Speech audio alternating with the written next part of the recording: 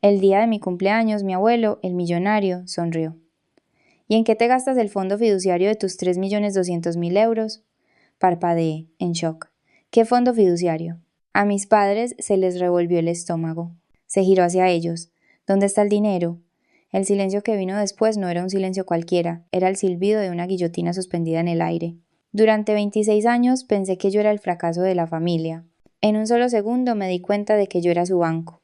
El tenedor en la mano de mi madre no se detuvo, se congeló, suspendido a medio camino de su boca como un fotograma corrupto en una película.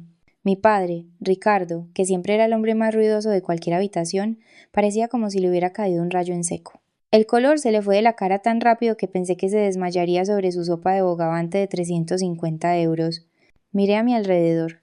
El comedor de la Casa de la Moraleja era una obra maestra de la intimidación.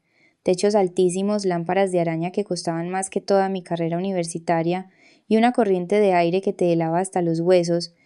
Daba igual lo alta que pusieran la factura de la calefacción. Yo estaba sentada allí, con una chaqueta de 5 euros de una tienda de segunda mano, intentando esconder los puños deshilachados bajo la mesa. Tenía los zapatos mojados porque una de mis botas tenía un agujero en la suela y no podía permitirme unas nuevas hasta que no cobrara mi próximo trabajo de freelance. Bajé la vista a mi plato. Junto a los cubiertos de plata estaba mi regalo de cumpleaños. Ni siquiera se habían molestado en envolverlo. Era una agenda con el título por Cómo ahorrar para dummies por grabado en la portada. Hacía solo una hora mi madre, Catalina, la había deslizado hacia mí con una sonrisa cargada de lástima. A ver si este año había dicho, su voz goteando esa falsa preocupación que había perfeccionado, aprendes por fin a vivir con lo que tienes, Sol. Nos duele mucho verte sufrir así. Durante años esa fue la historia oficial. Sol, la fracasada. Sol, la artista que no sabía de números. Sol, la oveja negra que quemaba el dinero mientras sus padres, pilares de la alta sociedad madrileña, la observaban con una elegancia decepcionada. Me habían convencido de que mi precariedad era un defecto de mi carácter. Cuando comía fideos instantáneos durante semanas para pagar mi suscripción de Adobe, pensaba que era mi penitencia por mi mala cabeza con el dinero. Cuando tiritaba en mi loft sin calefacción en Malasaña, me decía a mí misma que merecía el frío porque no me había esforzado lo suficiente para ganarme el calor. Pero al ver las manos temblorosas de mi padre, los números de repente cambiaron. No estaban decepcionados conmigo, estaban proyectando. Cada sermón sobre responsabilidad fiscal, cada suspiro por mis malas decisiones, cada regalo miserable acompañado de una lección, todo era una tapadera. No me estaban enseñando nada. Estaban ocultando un crimen.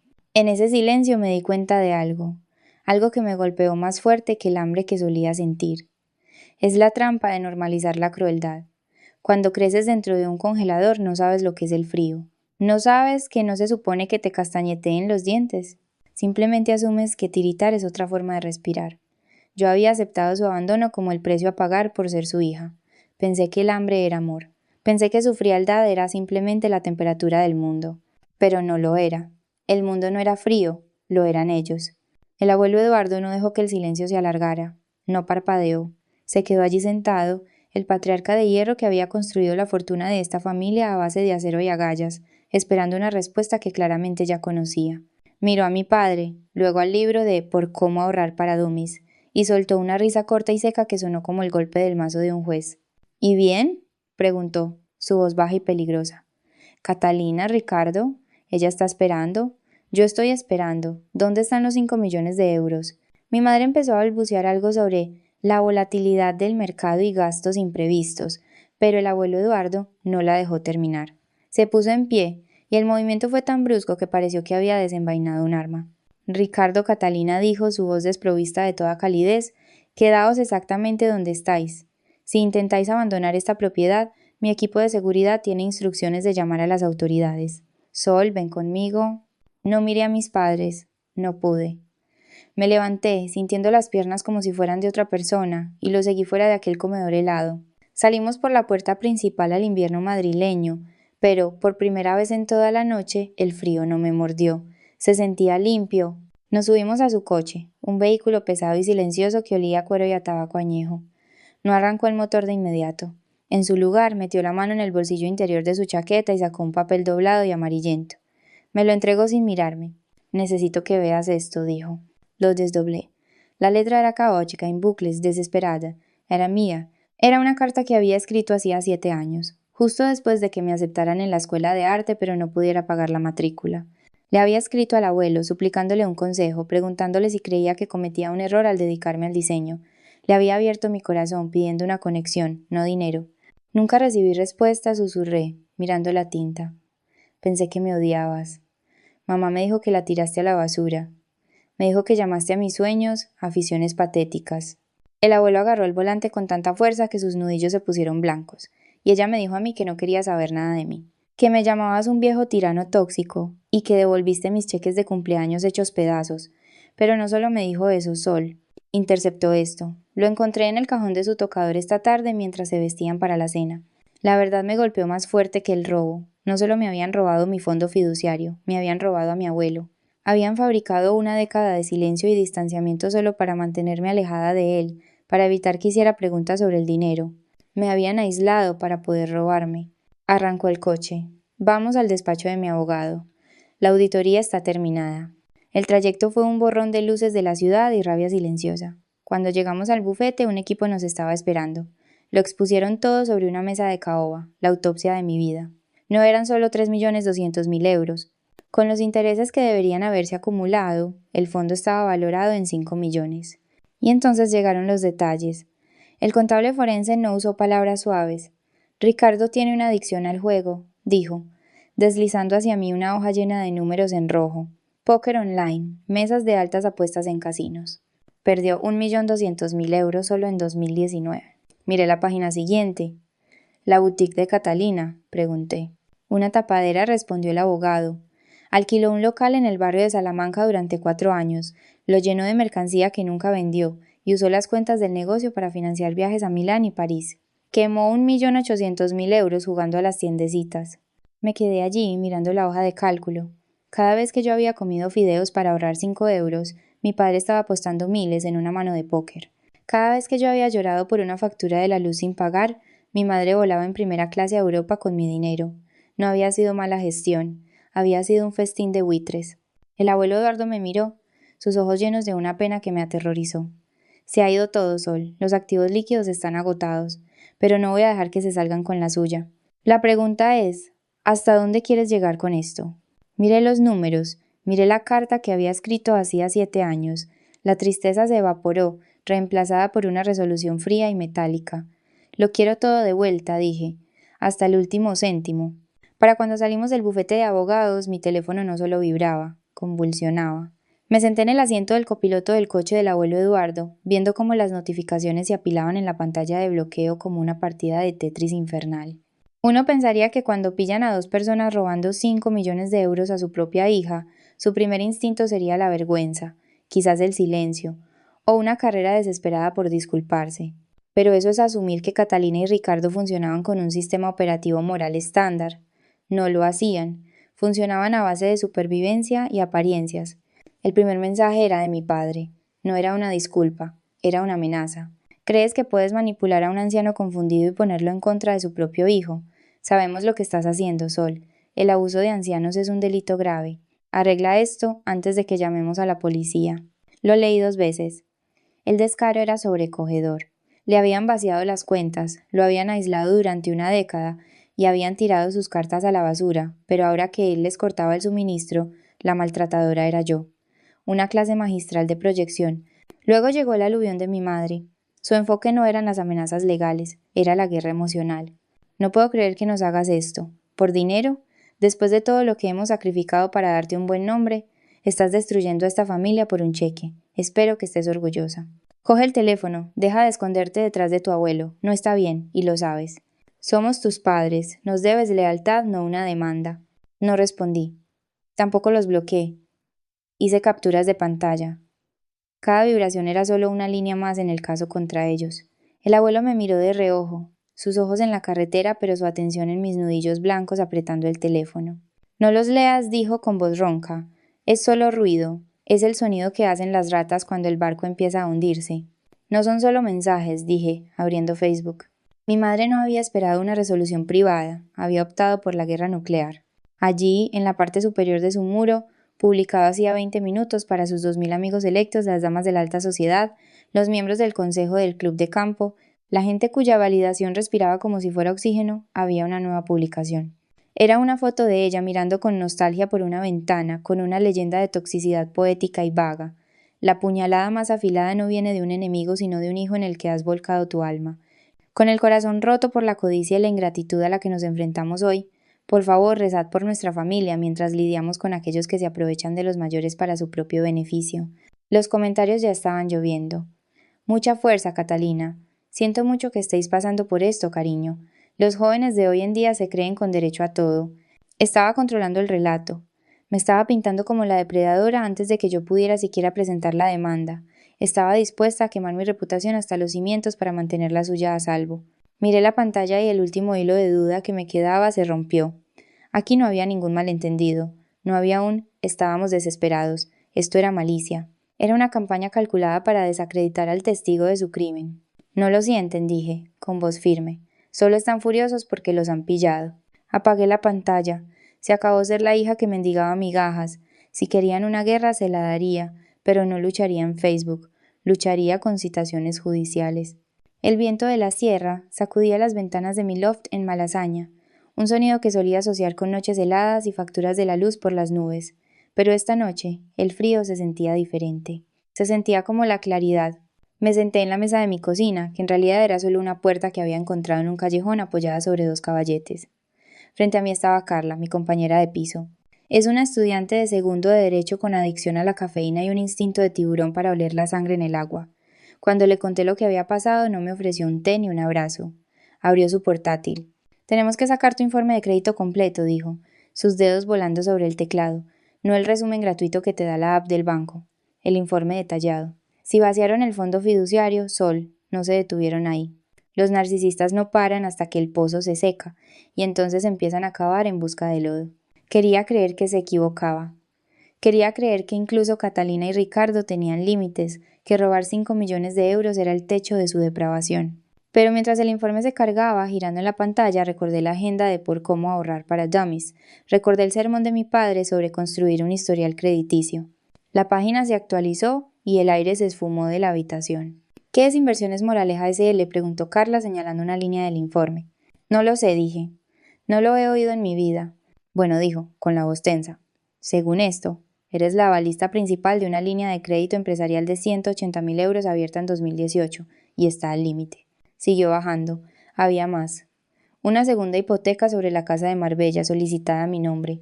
3 tarjetas de crédito de alto límite, todas al máximo, todas con la dirección de facturación desviada a un apartado de correos en Alcobendas que yo no sabía que existía. No solo me habían robado mi herencia, habían cosechado activamente mi identidad. Cuando su propio crédito se hundió por el juego y las boutiques fallidas, usaron mi historial limpio para mantener las luces encendidas en la mansión. Cada vez que me decían que era mala con el dinero, estaban arruinando activamente mi futuro financiero para comprarse más tiempo. Falsificaron tu firma, dijo Carla, mirando la copia digital de una solicitud de préstamo. Esto no es solo un robo, Sol. Esto es falsedad documental y estafa a gran escala. Esto es suplantación de identidad. Estos son 20 años de cárcel.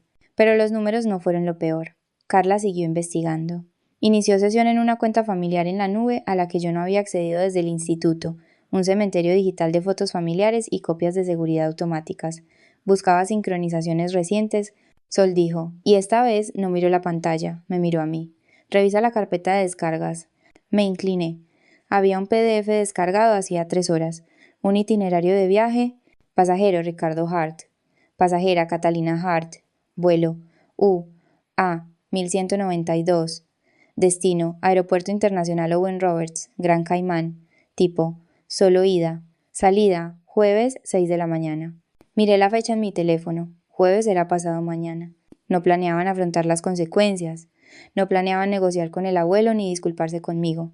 Estaban liquidando el poco efectivo que les quedaba, subiéndose a un avión con destino a un paraíso fiscal sin tratado de extradición y dejándome atrás para lidiar con los acreedores, con Hacienda y con los restos de los préstamos que habían solicitado a mi nombre.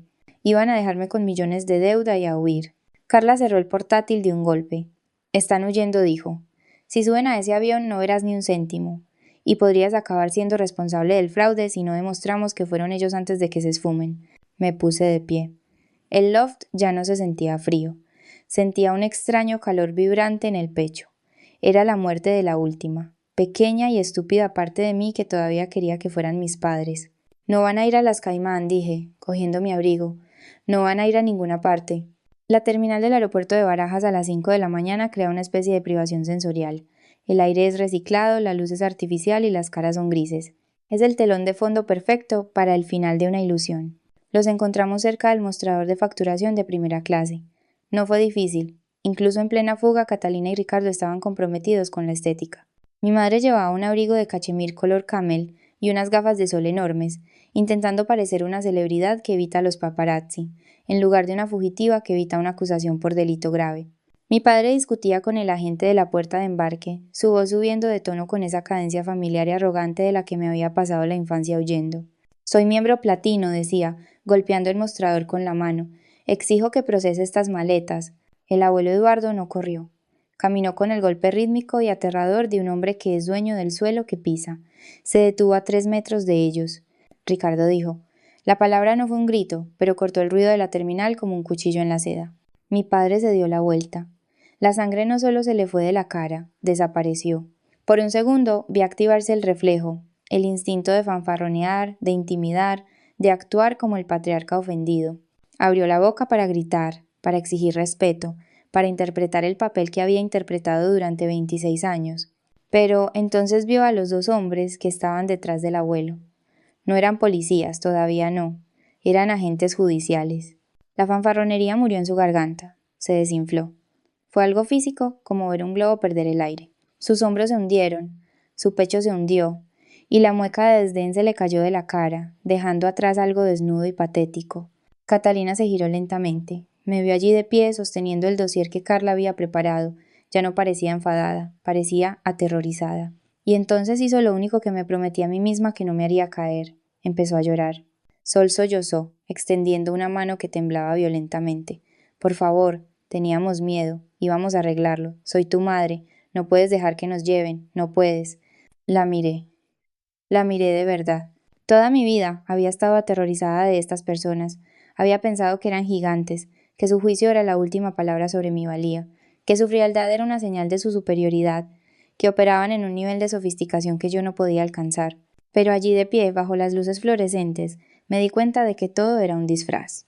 Es la ilusión de poder del bolsillo vacío. Confundimos el dinero con el carácter. Confundimos la capacidad de comprar cosas con la capacidad de ser alguien. Mis padres habían construido toda una identidad a partir de cosas que no poseían. Su confianza, su arrogancia, sus estándares, todo era alquilado. Era una personalidad financiada por el robo. Sin el fondo fiduciario, sin las líneas de crédito robadas a mi nombre, sin la mansión de la moraleja de la que huían, no eran poderosos, no eran intimidantes. Solo eran dos estafadores de mediana edad con un mal historial crediticio y ningún sitio a donde ir. No tenían ningún valor intrínseco. Eran carcasas huecas cuyo único eco era el sonido del dinero de otros. Tú no eres mi madre, dije, con voz plana. Eres una ladrona de identidad. Ricardo dio un paso adelante, sus ojos recorriendo la terminal.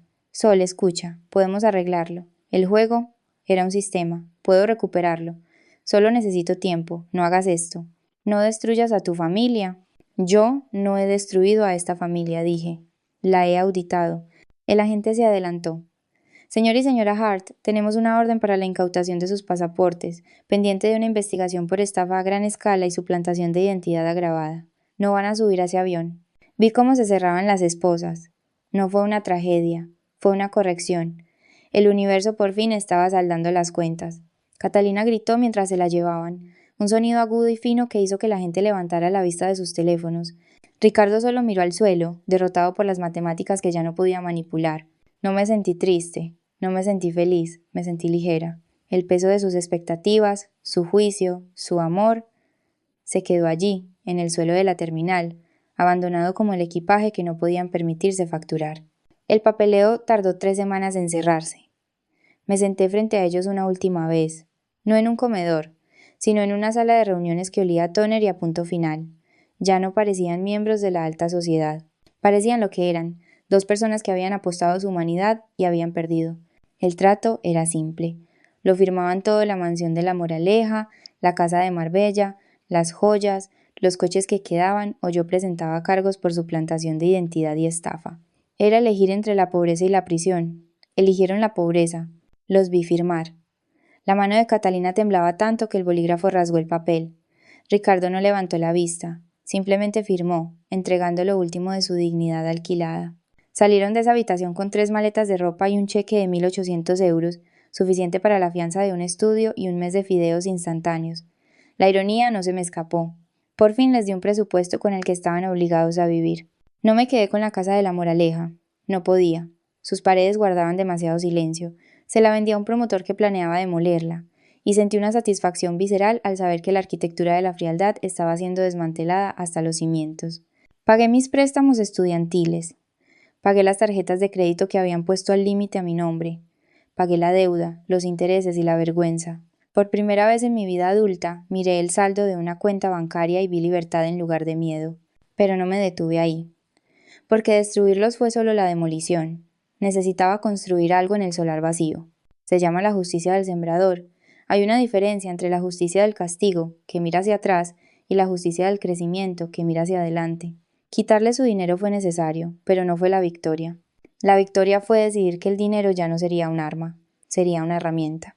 Establecí la Beca Fénix. Es una fundación dedicada a creativos diseñadores, pintores, escritores que están atrapados en el abuso financiero o en deudas asfixiantes.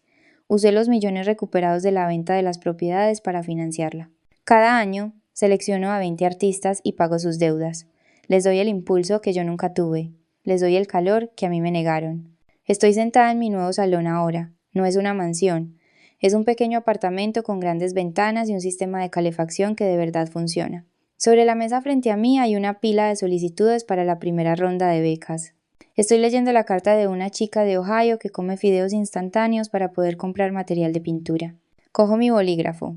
Hoy voy a cambiarle la vida, no porque quiera su gratitud, sino porque sé exactamente el frío que hace en su cocina y tengo el poder de encender la calefacción. Mis padres se han ido. No sé dónde están y no lo compruebo. Son un capítulo que arranqué del libro. Pero este legado de ayudar a la gente a salir del agujero, esto es el resto de la historia.